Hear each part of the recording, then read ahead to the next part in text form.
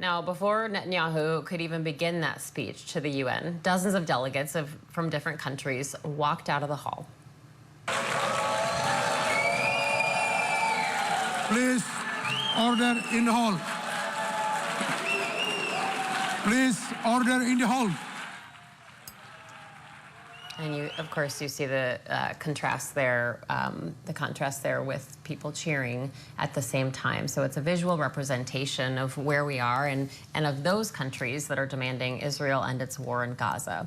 So a lot to talk about. Foreign policy expert Harley Lippman joins us now to kind of break some of this down. So we just heard Prime Minister Benjamin Netanyahu, and he said that Israel in this speech must finish the job, and the final remnants of Hamas are holed up in Gaza City. Now, earlier this week, we heard the Palestinian president call the strikes on Gaza a war crime. He condemned the October 7th attack in Israel, saying Hamas doesn't represent the Palestinian people. So after all of the speeches, the discussions on this topic this week, what's your big takeaway?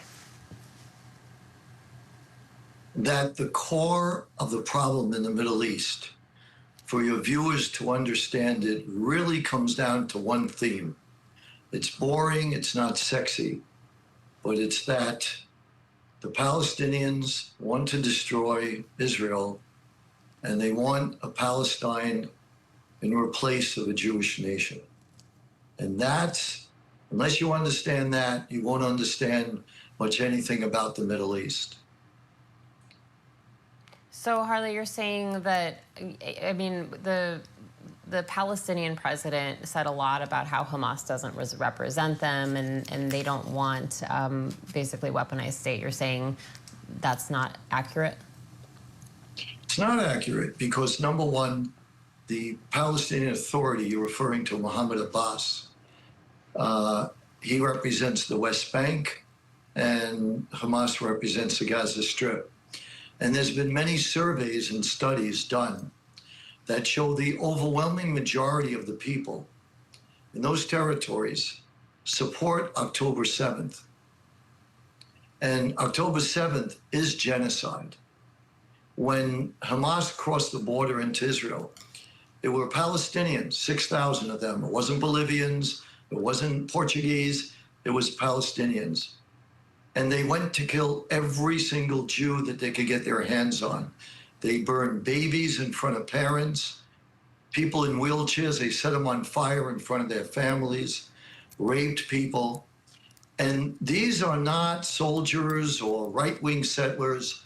In fact, these people are the most pro-Palestinians of Israeli society. Yet they tortured them, murdered them, grabbed women out of their beds as they were on their phone with their mother. Their mother was saying, hide, being dragged, brought back to Gaza where they were tortured and put in tunnels. And you have over 40, 2 years later to this day. That tells you everything about the intentions of the Palestinians.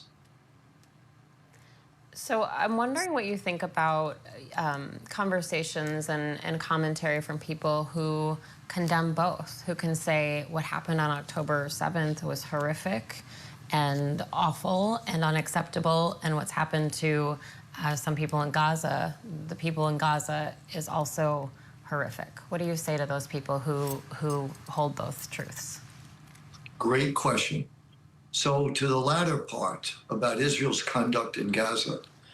So there's someone named John Spencer, a colonel who teaches at West Point urban warfare. He's considered the foremost expert in the world. And he says that the ratio of combatants to combatants in modern times is about 1 in 9, meaning for every combatant or soldier killed, fighter, 9 civilians die. In the war in Gaza, it's 1 in 2. So Israel is doing a lot better than America did in Iraq and Afghanistan. Yet you didn't see anywhere nearly as many people, a fraction of the demonstrations against America's conduct, which they weren't calling it war crimes, but yet Israel is accused of that. That's a double standard, and that's how you know it's coming from anti-Semitism, and just own it, or people have good intentions, as you're referring to, and have been misled. Because I understand when you're watching every night in your living room and you see poor innocent Palestinians being killed, I could easily see how you could look at this and say, oh my God, it's Israeli bombs that are being dropped. And that's completely true. But the question you have to ask is why? It's because this is Hamas's strategy. They want Palestinians to die because this is their only way of gaining support for what they view as a caliphate. They don't want a Palestinian nation. Hamas wants a caliphate. Israel is willing to have a Palestinian nation. 6 times Israel entered into negotiations with Palestinians to have a Palestinian nation. But why didn't it happen? The Palestinians will not give up on their right to take all of Israel. One example is they want what is called the right of return. The right of return means that for the millions of Palestinians that were living in or near where Israel is today, they want them all to come back. If they come back, they're going to swamp the Jewish homeland, overrun it, and it will become Palestinian nation, and the Jewish country of Israel will disappear. Also, no nation in modern history.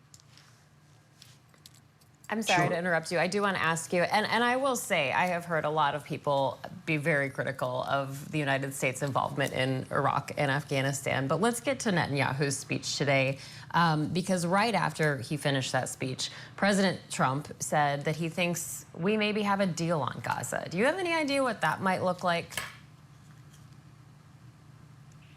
Yes, I do. I think what it will look like will be a deal put together by Trump and moderate Arab leaders like from Saudi Arabia, UAE, and Qatar. It cannot be an Israeli plan; it'll be dead in the water. It cannot be an American plan, dead in the water. But if it's an American plan, because everybody knows only America has the ability and the will to really make things happen there, and you get the blessings of the Arab world, you have a good chance of a deal. The deal will look something like this: the release of the hostages, all of them. Hamas disarms. Israel withdraws from Gaza. And some Arab League or some group of Arab nations will go into Gaza and rule that area until local Gazans could do it themselves. Okay, we want to thank you so much, Harley Lippman, for joining us here to talk about this today and breaking down what we saw this week at the United Nations General Assembly. Thank you so much.